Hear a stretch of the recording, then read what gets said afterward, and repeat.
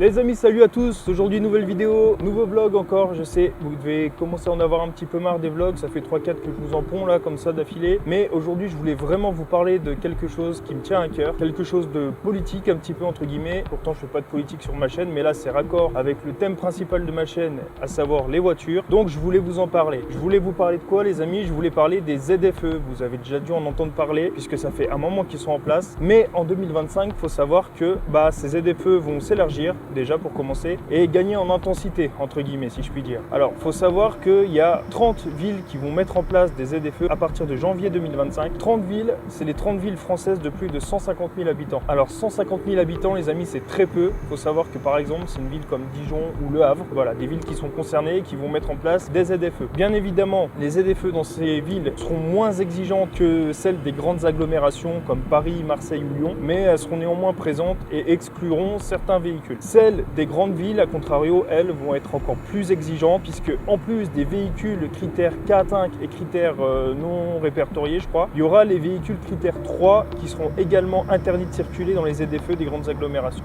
Pour les ZFE des petites agglomérations, comment ça va se passer? Je crois que c'est pour les véhicules immatriculés avant 97 et les utilitaires immatriculés avant 96, je crois. De toute façon, je vous mettrai tous les liens en description, comme ça vous pourrez aller checker si je raconte des conneries ou pas. Bref, les gars, parce que là, c'est une impasse.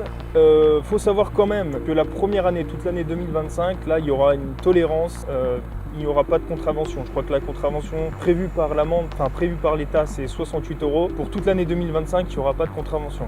Il y a certaines villes qui vont également mettre en place des dérogations. Pour certaines villes, il y aura des passes 24 heures. Il y aura aussi des passes petits conducteurs. Pour ceux qui feront moins de 8000 km par an, ils pourront présenter un pass, je crois. Ils pourront quand même circuler. Enfin bref, tout ça, c'est une tannée un petit peu. Il y a des tas de clauses, il y a des tas de dérogations qui seront mises en place pour s'y retrouver. C'est un petit peu la panade. Il y a pas deux sites qui racontent la même histoire, donc franchement c'est compliqué. Bref, moi vous le savez certainement puisqu'on en avait déjà parlé dans une précédente vidéo, je suis absolument contre ces ZFE. Je trouve que c'est uniquement une mesure discriminatoire et exclusive. Voilà, ça va empêcher les gens les plus modestes de circuler dans les grandes villes. Je trouve ça dommage. Par exemple, les parents qui travaillent, des parents modestes qui travaillent ne pourront plus emmener leurs enfants voir la Tour Eiffel s'ils ont une voiture diesel immatriculée avant 2006, parce que je crois que c'est ça la condition. Enfin voilà, je trouve ça ridicule, je trouve ça absolument lamentable. D'autant que tous ceux qui nous pondent ces lois, finalement ils ne sont même pas concernés parce que les ministres, vous croyez franchement que eux ils ont des véhicules immatriculés avant 1996, vous croyez même qu'ils ont leur véhicule personnel,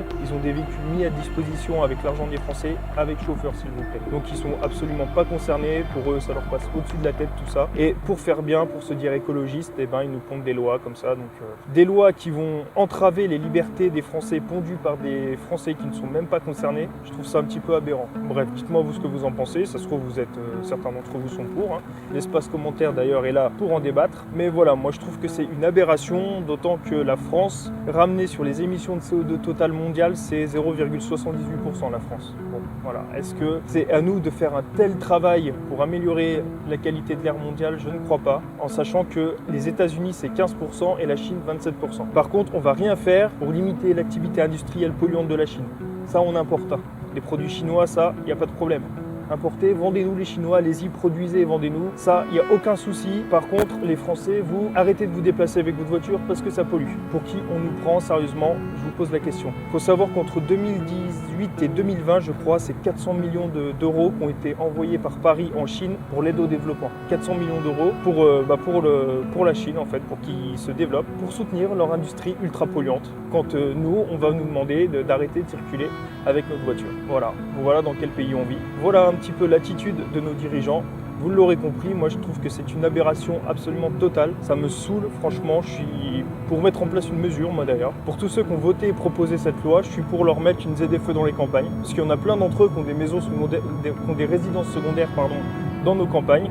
Donc je suis pour leur mettre une ZFE, mais pas une zone à faible émission, une zone à forte émission. Donc c'est-à-dire que s'ils n'ont pas au moins un 4x4 V10, 4 litres 8, ils n'ont rien à faire dans nos campagnes. Voilà, comme ça dégage. Et puis, ils verront un petit peu ce que c'est que d'entraver leur liberté. Comme ça, ils se rendront compte un peu de ce qu'ils font subir aux Français à longueur de temps. Bon, en tout cas, voilà, moi je suis un petit peu gavé. Je suis pas forcément concerné, enfin si je suis concerné parce que le X5 il est critère 3, donc ça y est, il n'a plus le droit de circuler dans les grandes agglomérations, dans les ZFE des grandes agglomérations. Mais honnêtement, je vais très rarement sur Paris, ou quand j'y vais, je ne prends pas le X5, je prends la Dacia. Mais quand même, pour tous ceux qui n'ont pas le choix, je trouve ça dommage, quoi.